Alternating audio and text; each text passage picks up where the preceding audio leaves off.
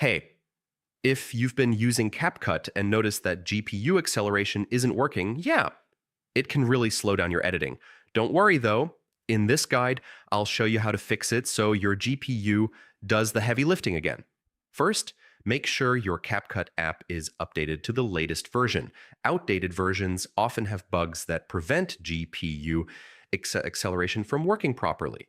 After updating, restart CapCut and check if GPU acceleration is active.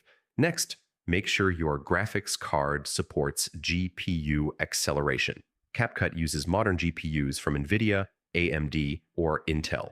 Older GPUs might not be compatible. If your GPU is compatible, move on. If it's too old, you may need a newer card for full acceleration.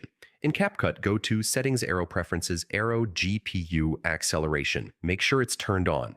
After enabling, restart CapCut to apply the change.